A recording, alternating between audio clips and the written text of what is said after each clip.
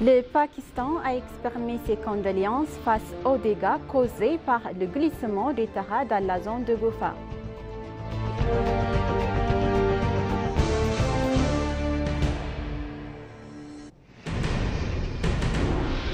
L'ambassade d'Éthiopie en France a organisé un programme de bienvenue pour la délégation olympique éthiopienne à Paris 2024.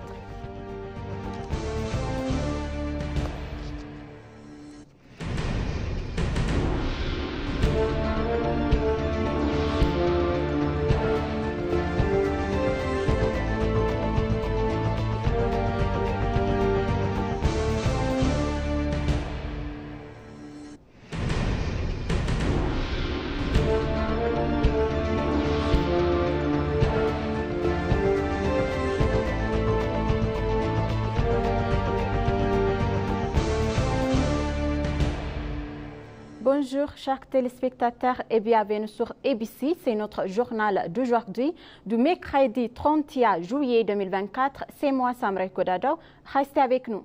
Le Premier ministre Abiy Ahmed a révélé que la rénovation de Fasil Gibi dans la ville de Gondar est en progrès.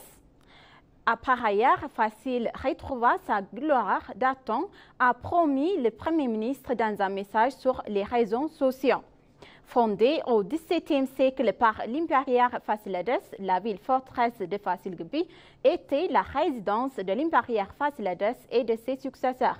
La ville entrait d'un mur de 900 000 de longue, abrite des palais, des églises, des monastères et des bâtiments publics et privés uniques. Le site a été inscrit au patrimoine mondial de l'UNESCO en 1979. Gibi est un mot amharique qui désigne un complexe ou une enceinte.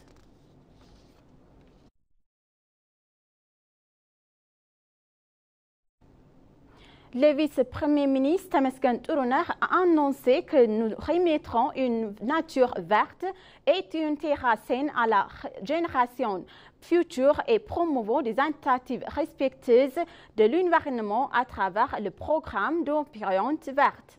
Dans un message publié sur sa page de réseau social, le vice-premier ministre Temesgen Turuner a décrit Bishoftu comme les lacs qui rafraîchissent de l'esprit d'un écrivain, un paysage merveilleux où l'on peut écouter le rythme de la nature et composer une belle mélodie est un lieu pour mettre en valeur les scènes de la nature et une ville d'eau.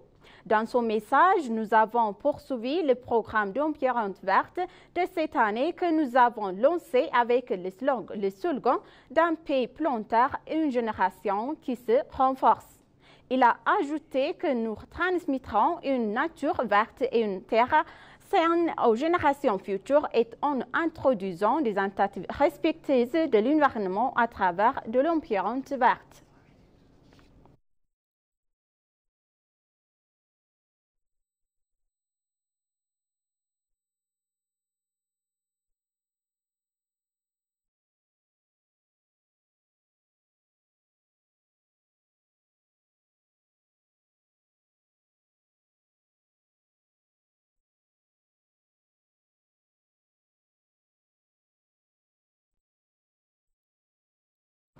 Le Pakistan a exprimé ses condoléances face causée par le glissement des terrains dans la zone de Ghoufa et a annoncé qu'il se tient aux côtés du gouvernement et du peuple éthiopien.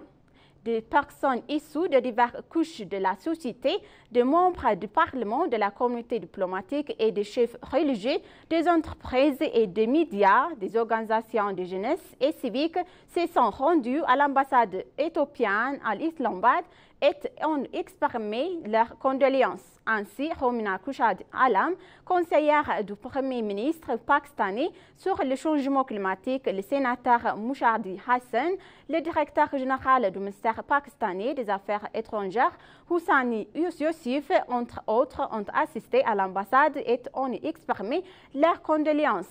Les informations de l'ambassade indiquent également qu'ils ont signé le registre de condoléances. L'ambassadeur Jemal Bakr, Pour sa part, a expliqué le travail aide et de soutien que le gouvernement accomplit pour réhabiliter les victimes et de manière durable, ainsi que le travail que fait l'Éthiopie en matière de l'ambiance verte.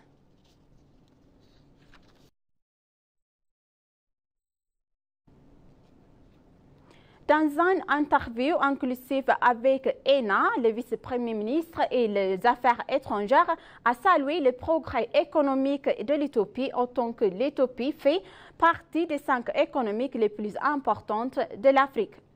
Il a expliqué que la reconnaissance de Cuba pour les efforts des autorités éthiopiennes dans le développement du pays et a offert le soutien de Cuba, notamment en termes de ressources humaines. Au cours de sa visite, Khedugé Pardomon a rencontré le ministère d'État des Affaires étrangères, qualifiant le dialogue de réussi et utile. Khedugé Pardomon a conclu en expliquant l'engagement de Cuba à renforcer les liens avec l'Éthiopie dans divers secteurs. La réunion a abouti à la signature d'un protocole d'accord sur les consultations politiques entre les deux ministères, facilitant l'échange des autres niveaux et l'évaluation des relations bilatérales. L'ambassadeur Msganou a souhaité pour sa part la bienvenue à la délégation cubaine et a souligné la nécessité de mettre en œuvre les accords bilatéraux existants dans le domaine tel que la gestion de l'eau, de l'éducation, le transport aérien et le commerce. Il a également encouragé une coopération plus poussée dans le domaine de la santé et de la production de sucre.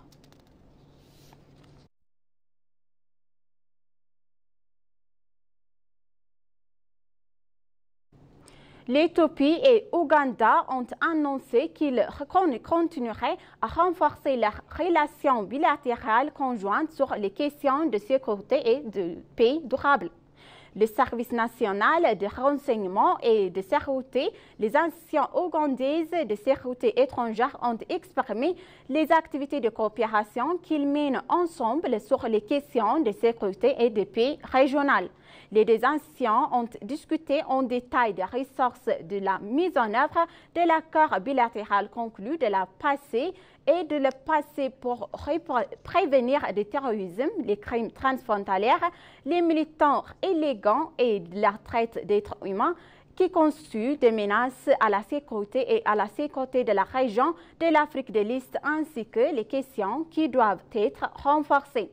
Du côté du service national de renseignement et de sécurité, le directeur général adjoint du secteur de renseignement extérieur, Tazer Gebre Jova, a écouté ougandais le directeur général de l'Institut de sécurité étrangère, Joseph Okile, ont dirigé les discussions communes.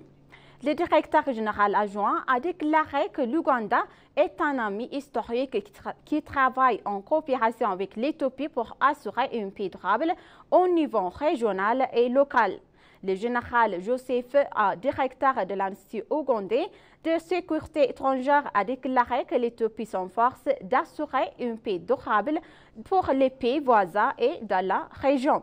Ils ont confirmé que les institutions d'information des deux pays continueront à renforcer la coopération qu'ils ont entamée pour créer un compromis confortable pour une paix durable en traquant et en identifiant les constats.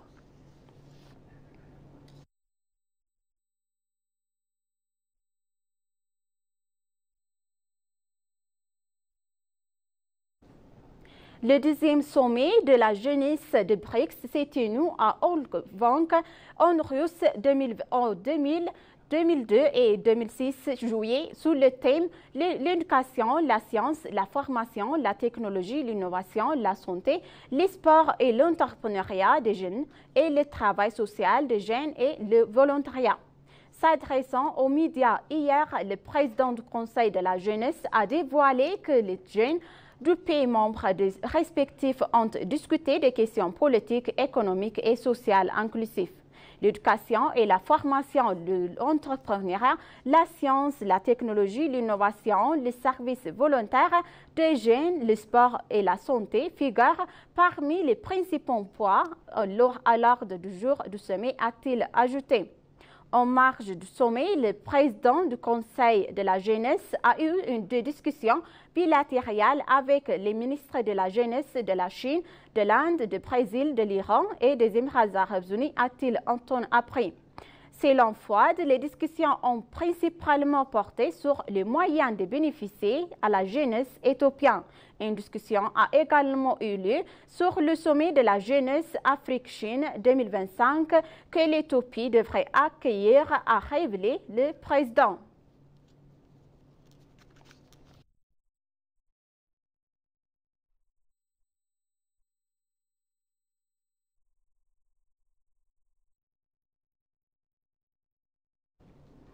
La commission du bassin du Nil construit une étape cruciale vers la création d'une base institutionnelle internationalement acceptée, essentielle pour assurer un développement équitable et durable du Nil, a dévoilé le ministre d'État de l'eau et de l'énergie, l'ambassadeur Asfaw Dimongro.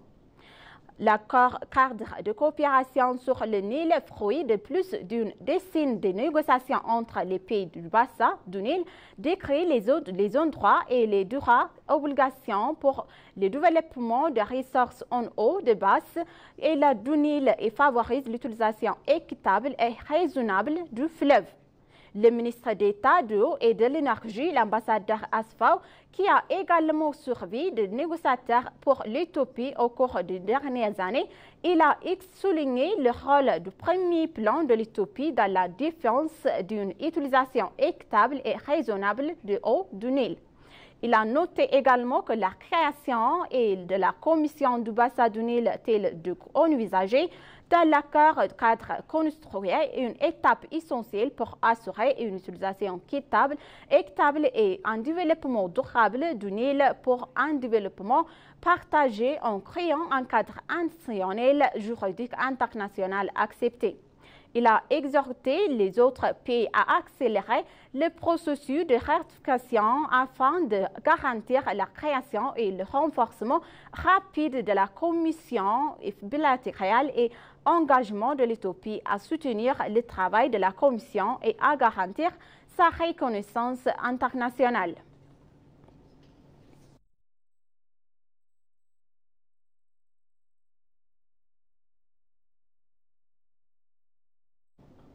L'ambassade d'Éthiopie en France a organisé un programme de bienvenue à la organisation ou bien délégation économique olympique éthiopienne à Paris 2024. La ministre d'État des Affaires étrangères, l'ambassadeur Burtukan Ayano, le président du comité olympique éthiopien Ashebir Wolde-Giyorgis, la présidente de la Fédération éthiopienne d'athlétisme de la Toulouse ainsi que d'autres invités ont assisté à l'événement.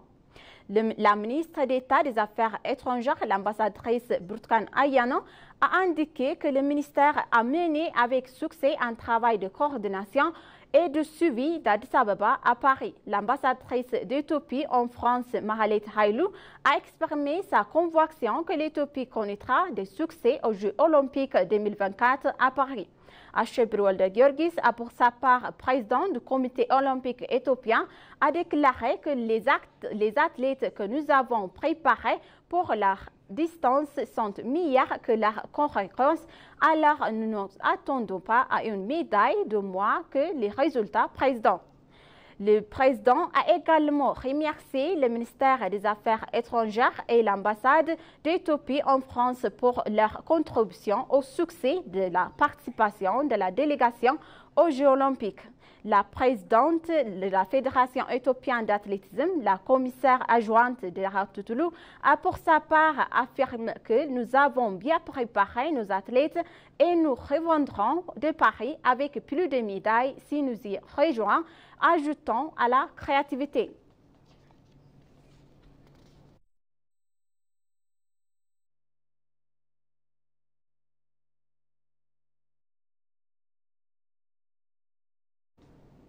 Chers téléspectateurs, maintenant, je vous rappelle les titres principaux.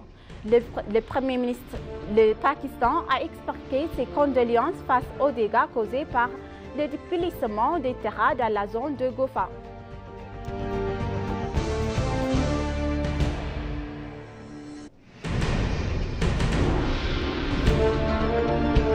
L'ambassade d'Éthiopie en France a organisé un programme de bienvenue pour la délégation olympique éthiopienne à Paris 2024. Merci, chers téléspectateurs, d'avoir resté avec nous jusqu'à la fin de notre journal d'aujourd'hui. C'était moi, Samre Kodado. Je vous souhaite une bonne journée.